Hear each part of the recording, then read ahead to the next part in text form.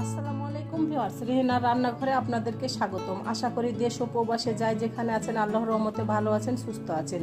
আজকে আমি আবার একটা দারুণ মজার রেসিপি নিয়ে চলে এসেছি। আজকে আমি মাছের মাথা দিয়ে একটা রেসিপি করে দেখাবো। এখানে আমি রুই মাছের মাথা নিয়ে নিয়েছি দুইটা। একটা আপনার মিডিয়াম সাইজের মাথা, এটা মিডিয়াম সাইজ, আর এটা খুব বড় মাথা।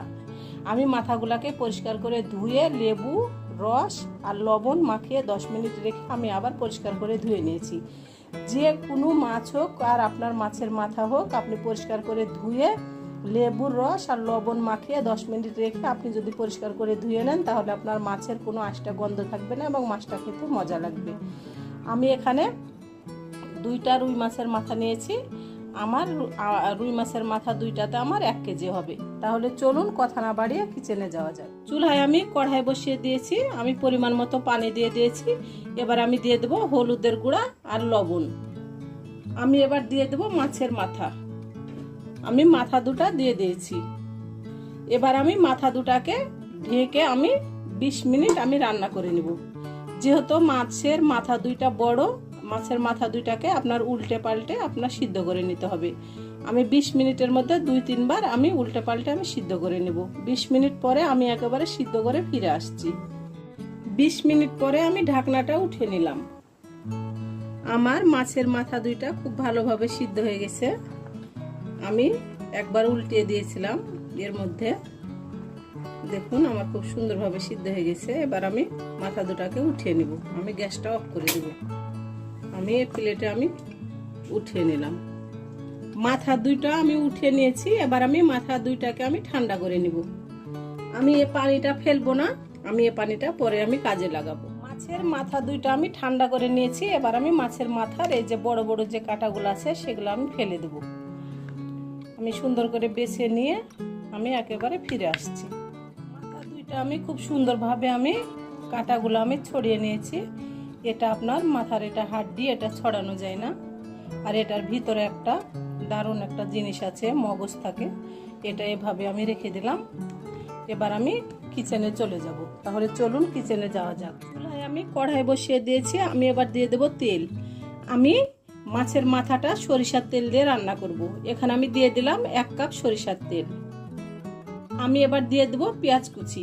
এখানে আমি 1/2 কাপ পেঁয়াজ কুচি দিয়ে দিলাম। আমি এবার পেঁয়াজটাকে ব্রাউন কালার করে ভেজে নিব। আমি পেঁয়াজটাকে ব্রাউন কালার করে ভেজে নিয়ে আমি ফিরে আসছি। পেঁয়াজটা আমার হালকা সোনালি হয়ে গেছে, যেহেতু এটা সরিষার তেল সেজন্য বোঝা যাচ্ছে না। এবার আমি দিয়ে দেব লবণ। স্বাদ অনুযায়ী লবণ দিয়ে দিলাম। আমরা যেহেতু মাছের মাথা সিদ্ধ করার সময় আমরা লবণ ব্যবহার করেছিলাম, সেজন্য আমাদেরকে অবশ্যই লবণটা জেনে বুঝে দিতে হবে। আমি দিয়ে দেব আদা বাটা 1 চামচ, রসুন বাটা 1 চামচ। আদা রসুনটাকে আমি 20 থেকে 25 সেকেন্ড আমি ভেজে নেব। আদা রসুনের যে একটা কাঁচা গন্ধ আছে তাহলে সেটা চলে যাবে। আদা রসুনটা আমার 20 থেকে 25 সেকেন্ড ভাজা হয়ে গেছে। এবার আমি দিয়ে দেব অল্প করে পানি। আমি যে মাছটা সিদ্ধ করে পানিটা রেখেছিলাম সেখান থেকে আমি অল্প করে পানি দিয়ে দিলাম। আমি দিয়ে দেব গুঁড়া মশলা। এখানে আছে 1/2 চামচ মরিচের গুঁড়া, 1 চামচ ধনিয়ার গুঁড়া, 1/2 চামচ হলুদের গুঁড়া, 1/2 চামচ জিরার গুঁড়া। আমার মরিচের গুঁড়াটা বাসায় বানানো, সেজন্য মরিচের গুঁড়াটা খুবই ঝাল, আমি 1/2 চামচ ব্যবহার করলাম।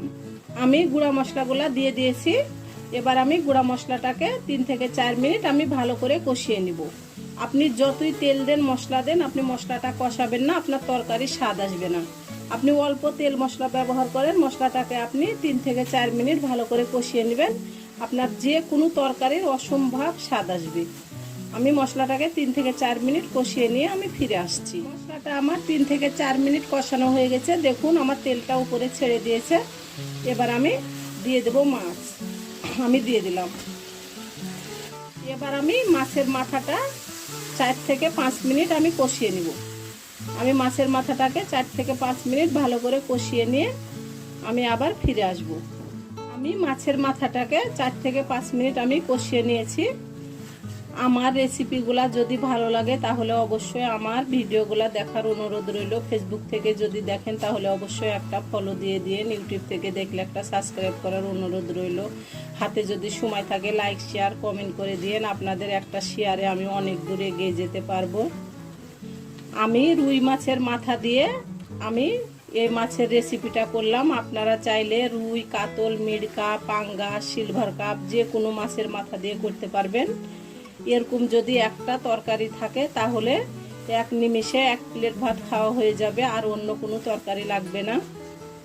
আমি আবারও অল্প করে পানি দিয়ে দেব। এখানে আমি অল্প করে পানি দিয়ে দিলাম। এটা রান্না করতে বেশি সময় লাগে না, অল্প সময়ে রান্নাটা হয়ে যায়। যেহেতু আমরা মশলাটা ভালো করে কষিয়ে নিয়েছি, মাছটাও আমরা 5 মিনিট কষিয়ে নিয়েছি। এবার আমি এটাকে ভালো করে আমি রান্না করে নেব। আমি ভালো করে রান্না করে নিয়ে আমি ফিরে আসছি।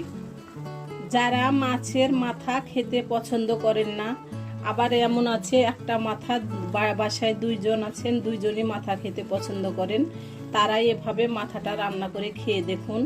একবার খেলে বারবার খেতে ইচ্ছা করবে। এটা এমন একটা রেসিপি। এটা হচ্ছে আপনার মাছের মাথার মুড়ি ঘন্ট, শুধু মাথার মুড়ি ঘন্ট। এটা কোনো ডাউল টাউল কোনো কিছু নাই। আমার একেবারে পুরোপুরি কমপ্লিট আমার রান্নাটা। আমি এভাবে রাখবো। এটা আবার বেশি শুকালে এটা খেতে ভালো লাগবে না। আমি গ্যাসটা অফ করে দেব। আমি এখানে উঠিয়ে নিয়ে আমি পরিবেশন করে দেখাচ্ছি। আমার পরিবেশন করা, আশা করি আমার রেসিপিটা অবশ্যই ভালো লাগবে। যদি ভালো লাগে তাহলে আমার চ্যানেলটিতে লাইক, কমেন্ট, শেয়ার করতে ভুলবেন না। বেশি বেশি করে সাবস্ক্রাইব করার অনুরোধ রইল। তাহলে আজকের মতো এখানে বিদায়। আবার অন্য কোনো রেসিপি নিয়ে আসবো। সবাই ভালো থাকবেন। আল্লাহ হাফেজ।